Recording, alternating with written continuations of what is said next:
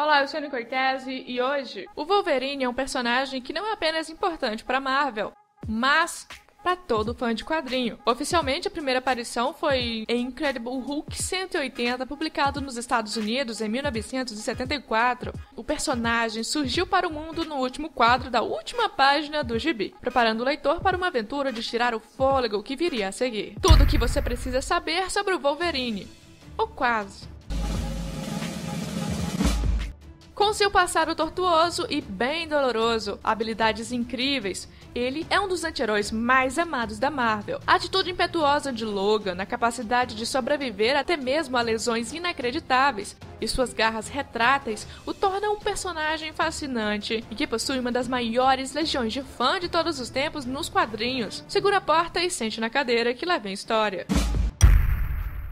Apesar de ser um dos mais reconhecidos X-Men até hoje, o Wolverine realmente fez sua estreia em uma edição de 1974 do Incrível Hulk como um vilão. Quando Hulk atravessa a fronteira canadense, a Royal Canadian Air Force decide que é hora de mobilizar a Arma X para lidar com ele. Enquanto Hulk se embrenhava através dos bosques em Quebec, ele se depara com o Wendigo. O Wendigo é um dos vilões dos X-Men, do Hulk, da Tropa Alpha e de um monte de gente. E os dois se envolvem em uma batalha épica. Somente em alguns quadros finais da HQ que um terceiro jogador entra na cena, o Wolverine. A próxima edição, o Incrível Hulk 181, apresenta a primeira, mas não a última, grande batalha entre o Wolverine e o Hulk. Ao longo dos anos, os dois sempre se topavam e a pancadaria rolava solta. A mutação de Wolverine proporciona os seguintes poderes: sentidos aguçados, capacidades físicas melhoradas, garras retráteis, de osso originalmente, depois de adamantium, fator de cura que permite se curar de qualquer dano. Ele também desacelera o envelhecimento do Logan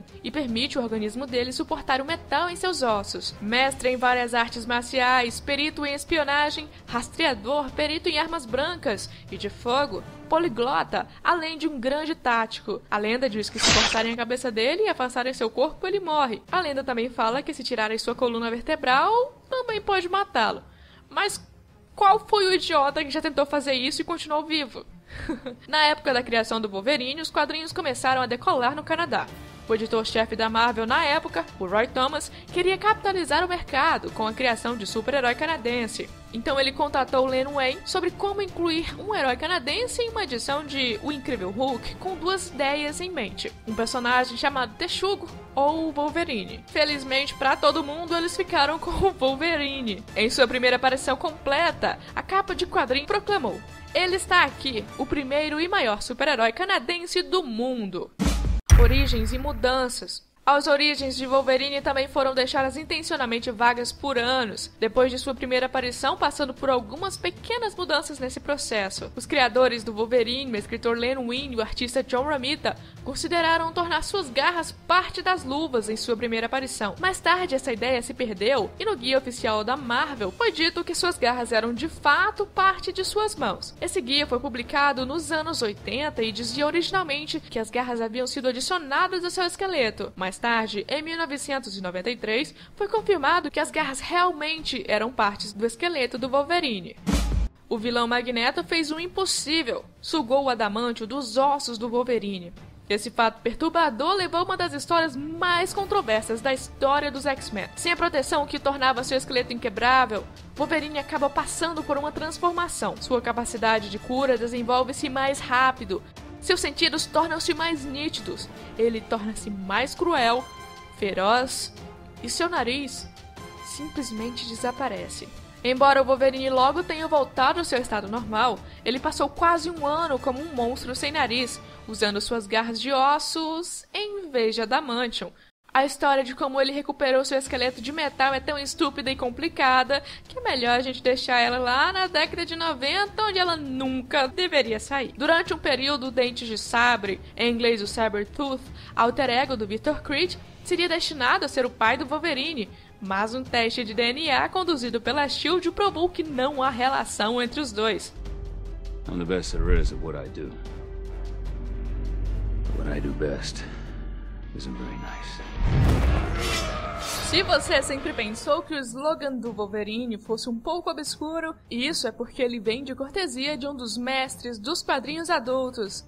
A famosa frase de efeito foi criada em 1982 durante uma minissérie de Chris Claremont e Frank Miller, que ajudou a redefinir o Wolverine e transformá-lo no personagem que ele é hoje.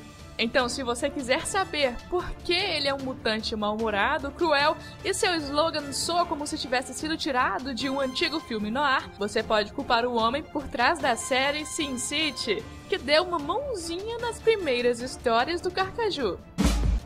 Arma X. Dentre as muitas perguntas em torno do personagem, a principal indagava justamente sobre sua marca registrada, ou seja, qual seria a origem das garras de adamantium do Wolverine? Por que todo seu esqueleto foi revestido com esse metal? Como e com que propósito isso ocorreu? Durante anos, esta pergunta reverberou na mente dos fãs, até que em 1991 o talentoso Barry Windsor Smith decidiu responder a questão em Arma X, uma minissérie em 14 partes, incluindo o prólogo e o epílogo. Publicada em terras tupiniquins pela primeira vez em Grandes Heróis Marvel 35 pela editora Abril. Na obra de Smith, o Logan ainda não é o Wolverine. Na verdade, ele é um policial em decadência que, desde sua aposentadoria forçada e precoce, não faz nada mais do que beber e se meter em brigas.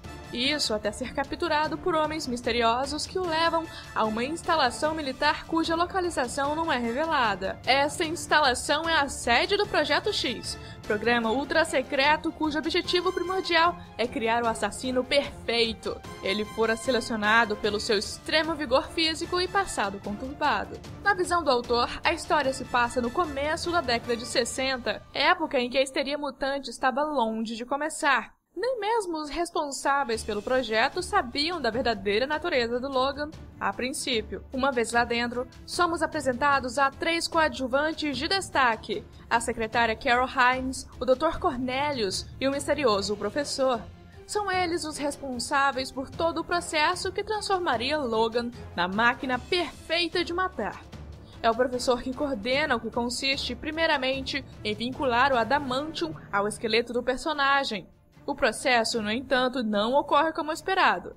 Há um excesso de absorção do metal ocorrendo nos punhos de Logan. Esse excesso seria o responsável pela aparição das famosas garras de adamantium, capazes de cortar aço como se fosse manteiga. Após este processo ter se realizado com sucesso, o trio tem a difícil tarefa de colocar implantes de memória, induzir memórias falsas e todo tipo de condicionamento mental, com o intuito de minar a vontade do Logan e assim controlá-lo. Obviamente, a coisa não sai como eles esperavam e o futuro Wolverine acaba por vencer as drogas e a confusão mental resultante do processo e escapa para as florestas geladas do Canadá, ficando por lá até ser encontrado por James e Heather McDonald, o casal que o recrutou para fazer parte do primeiro supergrupo canadense, a Tropa Alpha. Durante alguns anos, a Arma X foi um grande marco tanto para fãs quanto para os roteiristas do Wolverine. Para os primeiros, a edição era considerada a história de origem das garras do personagem. Para os segundos, era uma rica fonte de referências para o passado dele e um celeiro de ideias. Os tais implantes de memória concebidos pelo Smith em sua obra alimentaram toda uma série de roteiristas, alguns até demais, já que qualquer furo cronológico na biologia do personagem era justificado como resultado dos implantes sofridos durante sua passagem pelo Projeto X. Infelizmente, a Marvel tem a tradição de estragar algumas das suas melhores histórias, e com a Arma X não poderia ser diferente. Poucos anos depois de publicada a Arma X, o então roteirista do Wolverine, o Larry Hama, achou que seria uma boa ideia se, num confronto entre X-Men e Magneto, o mestre do magnetismo retirasse o adamantium dos ossos do Wolverine. Só que Larry se esqueceu de que, sem adamantium, sem garras, o Wolverine perderia pelo menos metade do seu apelo comercial. Isso deve ter ocorrido ao pessoal do marketing da Marvel, que deve ter intimado o roteirista para arrumar aquela bagunça, já que um Wolverine sem garras é, mercadologicamente, quase tão ruim quanto um super-homem com poderes elétricos. Para arrumar aquela bagunça, Hama decidiu que seria de bom tom dar ao Logan garras de ossos e praticamente jogar o trabalho do Smith no lixo. Isso sem contar que as tais garras de ossos trariam mais problemas à já conturbada cronologia do mutante. Afinal, se ele já tinha as garras desde que era moleque, por que diabos o Logan só passou a usá-las após sua passagem pelo Projeto X? As típicas confusas continuidades da Marvel, né não? A história oficial do Wolverine finalmente apareceu em Origins, de 2001, uma série de 6 números, escrita por Paul Jenkins e desenhada por Andy Kubert, explorada em muitos quadrinhos. Nascido James Howlett em 1885, ele era uma criança doente que descobriu seus poderes depois que um homem chamado Logan, que também passou a ser seu verdadeiro pai, atirou e matou o homem que James pensava que era seu pai. Além de ficar putaço pelo resto da vida, o James adotou o nome Logan daqui pra frente. Apesar de ser um solitário, Wolverine é um dos membros mais conhecidos e populares dos X-Men.